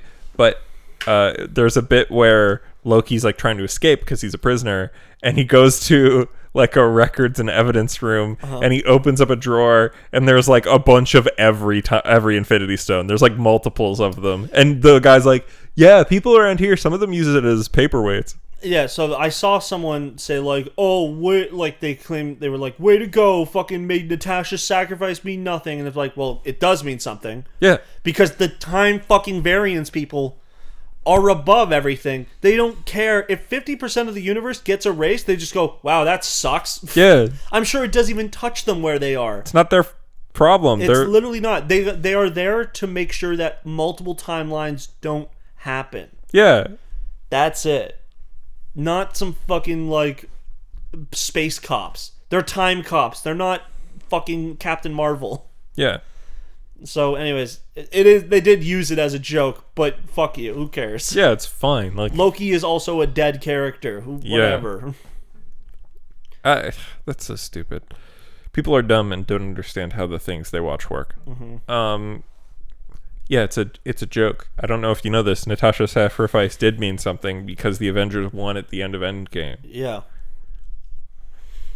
But that doesn't matter in Loki, Yeah. because this is a fucking completely different show that takes place both before and after Endgame. Yeah, and also from things we saw in the trailer Yeah. during like other movies, he's Yeah. just in the background. Maybe. Well, The opening is exactly the bit from Endgame where Loki gets the box. oh yeah. Like, it literally shows the entire scene. How long is each episode? I don't know. 45, probably. 45? Something like that. Maybe not quite. Maybe Yeah. 40. But yeah, anyway, it's a good show. It's cool. Owen Wilson's great. Owen Wilson's always great. Yeah. He used to skateboard. Did he? There's like a scene. He was so the skateboarding company Girl. They would do a lot of stuff whenever they would do like team tapes and stuff. Yeah. Celebrities would just be there. That's Like fine. there's one where they're like driving in the van to go to to like the spot, and Yeah. Will Arnett is just in the van with them. Oh yeah, okay, I've seen that where he's like total. I mean, it's pretty clear he doesn't skate, but he's like, no, they're like, I think it's just like people. I think who they are just- fed him lines, and he's like totally like dropping lingo and being like, I think it's actually people who are like are around the culture. Yeah. But Owen Wilson was there for one, and he like just complains about fucking like skating. How Yeah. they just like drop it on him that he's going to be skating today, and he like gets he like gets on the board. He like is changing his shoes or something. He gets on the board and he does like fucking I can't remember what the trick is, but it's an incredibly complicated trick. yeah, Or like not incredibly complicated because it is street. but still something where it's like most people would this would have to be like their 10th time. Yeah. And he did it on the first try. So That's funny. yeah. Yeah, but Owen Wilson, real pog of a human. Wow. Yeah, I'll probably go and acquire Loki when I get home. Yeah, acquire it. It's pretty decent. Yeah. You should at least watch it. Because also I'm just going to play a bit of Ratchet before the best conference of the season. So. Or wait, are you talking about Devolver? You don't know. Maybe I am. Okay. Yeah. But yeah, it's a pretty good show. Yeah. You should check it out. I will. We'll talk about it every week for the next 2 weeks. I don't know. It depends on if there's some big news this week for E3. You might have to either do it short next week, or maybe nothing will happen this year and it'll just be a boring E3. Because we got Bethesda, Xbox, and Nintendo coming up. Yeah, no Sony and no... And EA did a Battlefield thing. Right. Which sucks because at the Game Awards 4 months ago, they put out a trailer that said Mass Effect will return, and it's a mainline Mass Effect game and not fucking Andromeda, and now they're not showing up for anything. Yep. But at least BioWare is back to doing what they should, which is single-player RPGs. But they're also working... Actually, are you excited for Battlefield 2042? No. Did you see that trailer? No, I didn't watch the trailer. It's so long and nothing happens, and it doesn't look very... Because, Bro, why'd you put women in it, though? Okay, but Battlefield... Because Battlefield used to, back in like the early 2000s, had two franchises. They had 1942, which was the World War II sim. Yep. And then 2142, which was a far-off future war game. And this is supposed to be like a near-future war game, but that's been done so much now. Yeah. Like fucking Black Ops, like the Black Ops franchise, pretty much. Yeah, the new Black... Oh, no, not Cold War, but 3 and 4. Yeah. And then they had Advanced Warfare. Yeah. And then I think they had... Didn't Infinite they have like a Warfare. future? Yeah, Infinite Warfare, which was just in the future. But it's so played out now. Titanfall is in the far future. Titanfall's also in an alternate universe. Yeah. Like Earth doesn't exist. Really? Or it's so far ahead that we don't even fuck with Earth anymore. Yeah, I thought it was that. Yeah. Like it seemed like there was an Earth.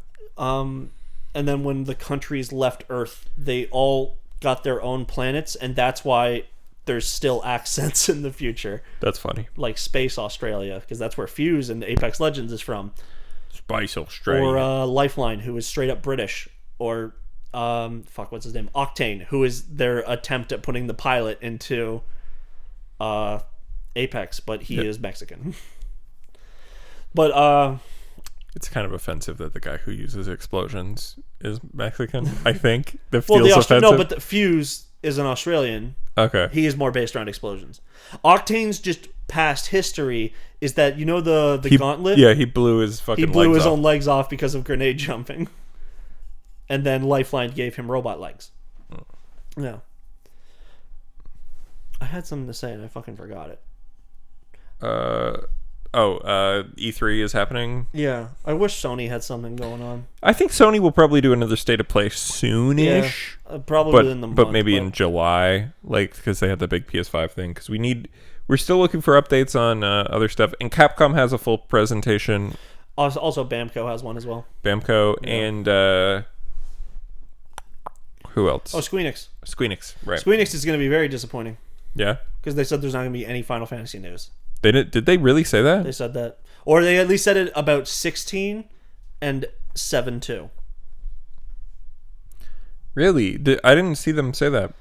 I did see it on a news thing, and I saw it on Twitter, so I've just been believing it. Because I knew that they said their big thing that they were hyping up for it was like, we're announcing the new Eidos Montreal project. And I'm like, okay, so probably less of their Japanese stuff, but I figured there'd be something. There might be something about one of the Final Fantasies, or there might be more Forspoken. Yeah, probably actually. So I'm just reading headlines here. I googled Final Fantasy E3 2021. Yeah.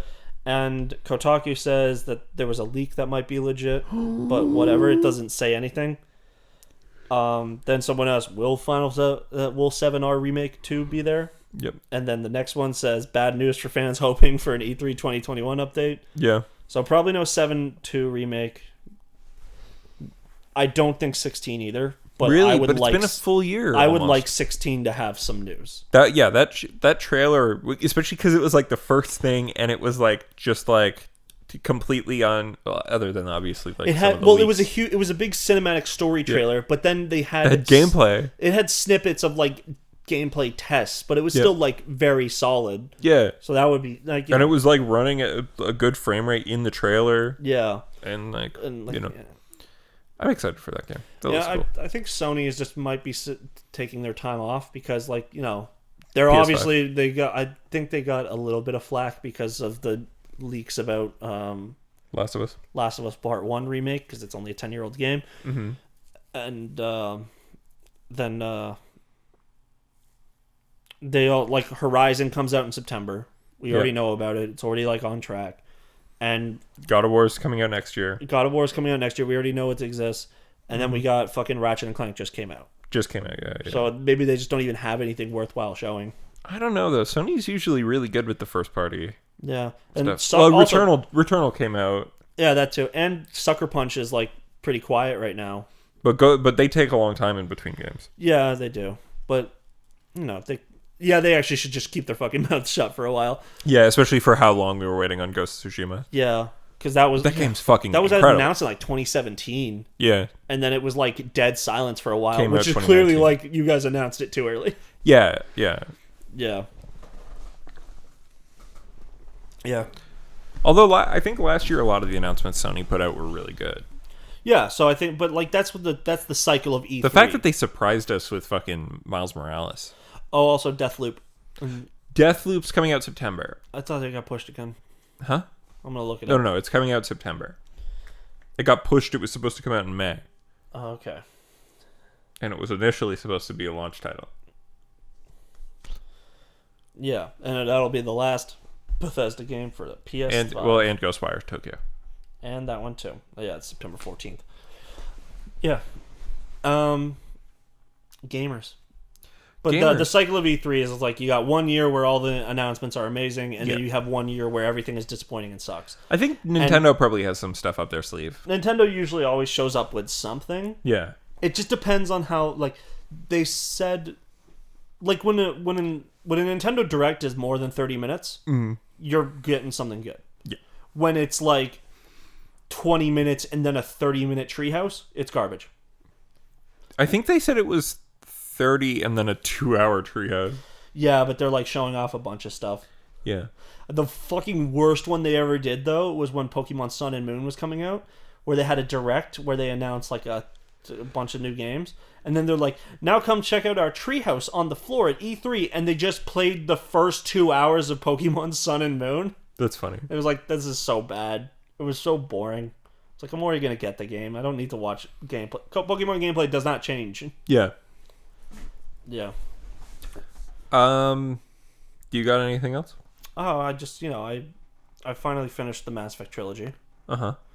I got the green ending. Okay. The one ending I have never actually seen. And it's bad? It sucks. Yeah. It's dog shit.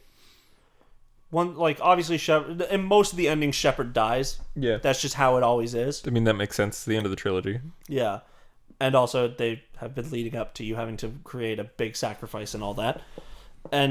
But then you go there. I don't know why they shut down the indoctrination theory so hard. Yeah. Because when you get to the Citadel itself, someone's talking to Admiral Hackett, and Admiral Hackett is told only one person made it up there. But then as soon as you get up there, Admiral Anderson shows up on the comms, and he's like, Shepard, you made it up too? And it's like, well, we were just told only one person made it up here. And then the Elusive Man is also there. They're both definitely indoctrinations. Like, there's no way they're up there. But whatever. Everyone dies. Shepard goes to make a choice. I chose the green ending because it was the synthesis one. And all it does is just make the people have green shit all over their bodies and their eyes glow green. That's it. And honestly, I don't even know what is the good ending for Mass Effect anymore. Because if you choose the destroy option, it destroys any synthetics. So that includes, like, the Geth. Yeah. Which were my friends at the time. And it's just like, I don't know. And, like, the ending where Shepard kind of survives but also dies is definitely like the perfect ending. The perfect ending where you destroy all the Reapers, but you survive if you have over like 7,800 military points or whatever. Yeah. Is definitely the ending they're gonna go with. But I hope it doesn't kill all the Geth because they seem cool. And also now that they're like a true intelligence and they aren't part of a hive mind, I would like to see where that went down the line in the world. Yeah. Yeah. Yeah, I should play those because I bought the collection, but I don't. Yeah, I'm you just not keep right opening up new games instead. Yeah. Yeah. I'm really enjoying Trails of Cold Steel. It's fun. Yeah. It's like a classic, but it's also kind of got some Persona elements. It's nice. It's a nice game. That's good. It's comfy. I like sit down and I'm enjoying it. You know what I mean? Yeah. I was watching Stevie play Mass Effect 3 last night. Did he lose? He's playing it completely different than I am, and I hate it. He's playing like the same class, and he's just not playing optimally. I think I might go full Renegade this time. Boo. Why? You're gonna be mean to people? Yeah, fuck it. I'm gonna pick every mean option. I'm role playing as a police officer. No, the Punisher. I mean, he's the same thing. He's a soldier and a police officer and the Punisher. Yeah. Yeah. Well, that's what I'm saying. Is the Punisher is an asshole. Yeah. If you want to role play as a police officer, then you got to be mean. You got to be nice to everyone who's human, and then as soon as an alien speaks to you, you got to fucking be real mean. Nah. I'm just gonna be mean to everybody. Fuck them, and then no one will fuck me. Well, no, they still will. If you're mean to them. You can choose mean options, but still get. If you're purely mean and don't say yes. I'm gonna pick all the red. All the red. Yeah. You're gonna be unloved, and your whole squad is going to actually die at the end of Mass Effect 2. Yeah. What happens in 3 then? You have to just start a new game. Really? Well, there is you can because if everyone dies on the suicide mission, Shepard dies. Shepard will fall and die in the collector base. Because there's a part at the end where you have to like do this jump and you like grasp onto the side, and the only reason why you get to come up is because your two teammates that are with you turn around and start shooting out the collectors that are coming at you, and then one of them will lean down to help you. But if you don't have their loyalty, they won't lean down to help you. So you just get shot in the back, and then Joker leans over to try and like help you out, and then you just like say like warn everyone, and then you just fall and die. Oh. Yeah. Then never mind, I won't play like that because that's boring. You should, if you still want to play like an asshole, just like when you're doing a loyalty mission, just be supportive. Be supportive of your crew. Be an asshole to everyone else that's not in your crew. Yeah. Mal Reynolds. Yeah. It's just that the one problem is that you might lose the loyalty of like Jack or Miranda or Legion or Tally. Never mind, I'll probably just play like really good Paladin. That's I always do. That's the problem with Mass Effect 2, is they go really hard in the Paragon and Renegade system, but BioWare needs to just drop the Paragon and Renegade thing, or have it in the background, and needs to do like a reputation system with your crewmates. Yeah, a rep system. Or have it judge you for your actions in a way that's like meaningful. Yeah, or also if I want to do something cool to a villain, don't call me a bad guy. Like push a man out of top of a skyscraper and say, "How about goodbye?" How is that a bad thing to do? That man tried to kill me 5 seconds before, or if he was prepared when I walked up behind him, he would already draw his gun at me. He was a mercenary who was killing innocents inside the building. How is my killing of him while he's unarmed such a villainous thing to do? Or also taking the shot when like someone else is being a villain, and either you can take the shot or wait till one of your squad mates take the shot instead, and then you don't get renegade points. Like there's one in, I think, Mass Effect, it's either in Mass Effect 2 or 3, where if you don't take the shot and just sit there and wait, one of your squad mates will do it for you. Probably Miranda. That's some Miranda shit. No, it was Garrus for me. Oh, really? Also, I don't really bring Miranda on missions because I don't objectify women.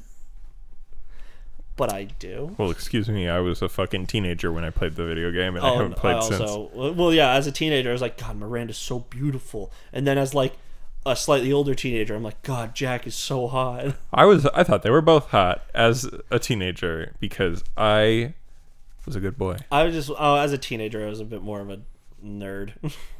It's like, I want the pretty cheerleader and not like the alt chick who is definitely the more interesting one to hang out with. Yeah, Jack's way cooler. Yeah, especially in Mass Effect 3. As a 25-year-old, Jack's way better. Oh, like, Miranda looks like she works for, like, some Wall Street bullshit. I mean, like, I like Yvonne Strahovski. Oh, she's great. She's great. And I like looking at the body they gave that character. I like her butt. Yeah. I honestly, I would. Why did they reduce the number of butt shots, bro? I would defend the butt gate, actually, but only in one of them. And it's just the one where she's talking about how her father genetically made her perfect. And she's talking about, like, the reason why my body is so hot is because my father genetically altered me so that my body would naturally look this hot. And that's why they had the butt shot, but then they just kept adding more and more and more. Yeah, they had a million butt shots. Yeah. It's like Final Fantasy X. All they had to do was have a butt shot of Miranda and then switch to the other side and give an ass shot for Shepard. Yeah. And it was only fine to do if you were male Shep. Yeah. The worst Shepard. But you can't fuck the women when you're the woman I know! Shepard. It sucks! There's even a bad one in Andromeda where there's like a hot, tomboy looking girl. Mm-hmm. She's got like this she looks like a hot Jane Lynch. Yeah. Like in terms of hair. That's actually literally it. She has Jane Lynch's haircut from like everything she's in. Mm. Oh, you know what? You know what she looks like? That also Jane Lynch voice, and that's why I'm thinking of the military lady. The Space Marine in Wreck-It Ralph. Yep. That character looks like her, and then when you go and hit on her as like a female rider in Andromeda, mm-hmm. she rejects you super hard and says, "Oh, I'm not into that fag shit." Not actually. She does not say that. Don't say that word. Yeah. But yeah, you can. They had like a lot more like relationships between the same sexes in Andromeda. There's the Turian on your team is a female, and she will fuck you. Nice. But everyone else in that game sucks. Yep. And you have no Krogan party member, and the one Krogan you have on your spaceship is a very special boy. And by that, I mean mentally special. Oh. Is that... Do you know Krogans are the longest living species in Mass Effect? Yeah, I think so. They live to be like 1400. Damn. Or no, they live to be older than that, because Rex is 1400. Yeah. Yeah, that's Mass Effect. That's Mass Effect. I like Trails of Cold Steel. You should check it out. Fun, comfy game. I'm in June. Oh, there's a time. It's a time thing. That's the Persona part. It's kind of Persona-y. But it's like you actually really only experience certain days. You don't experience the whole fucking calendar. So it's like Fire Emblem Three Houses. It's a little bit more like that's why those are the two games that I'm like, this is what the game's like, because that's what it's in a military academy. Oh, but you're a student. Oh, so you're not a teacher this time. Mm-hmm. So can you fuck your teacher? I don't know if you can fuck anybody. Garbage. There is a hot teacher. There's a hot woman who is a year older than you, or whatever, a grade older than you, that drives a fucking motorcycle. I think my favorite meme from Persona was like, "Yes, Prosecutor Nijima, I do have to tell you about the time I banged your sister in your bedroom." Yeah. Tell this story, I do have to let you know. I do have to tell you about how I pumped hot loads into your little sister. About how I corrupted her sense of justice with my cock. It's really important to the story for me to let you know that the way she used her tongue when she sucked me off is good. It's really important for me to tell you that your sister is a bit of a butt slut. Yeah. And that honestly you two look like you have the same body, so I've practically seen you naked. Yeah. It's deeply important to the fact that we need to change the way that justice is perceived in this society. That I tell you that her pussy tastes good. Her pussy tastes like vanilla strawberries. Her pussy tastes like watermelon sugar. I eat that shit after she finished gym class. That's how good it is. Yeah. Just like absolute filth to Yeah. like this woman who would become your like, well, provided, you know. It's deeply important to this story that I did get pegged by a person who is the adoptive daughter of my father figure. You trying to say Futaba pegs? Yeah. Okay. You don't think she would? I don't think so. I think she would. But also, She said- it's deeply important to tell you. She called that one person an NPC. It's deeply important for me to let you know that your sister is a whore. Yeah. And she lets me fuck other women on the side. And they're all also aware of it. It's deeply important to the story that yo sister eats hot loads like it's Jello. Your sister is under this desk right now. Yeah. It's deeply important for you to know that I have done horrible things to your little sister. It's deeply important that you know I had to buy a strap-on so that I could fuck her in the pussy and the ass at the same time. Because that's how she likes it, because she a freak. Yeah. In fact, I don't think there's one part of this story that you need to know more than that. Or also, oh no, here's the other part. Is that she has hella rape fantasies and really likes it when I just bust it. It's deeply important for you to know that the way those cops just treated me with the beating and the injecting is exactly how I treat your sister. Oh. Except I beat her in the mouth with my penis. No, I'm saying part of sex. I'm saying like sexually. No, I know, but beat then the when shit like out of after her. when And I have her on inject the her. ground, it's just right in there. Yeah. Yeah. It's really important that you know she's a squirter. I mean, I can't think of anything more important to tell you than that.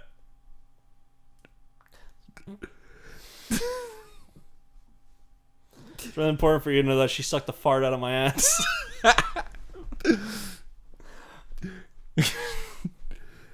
I have nothing else. It's really important for you to know that she's had more cream pies than the local bakery.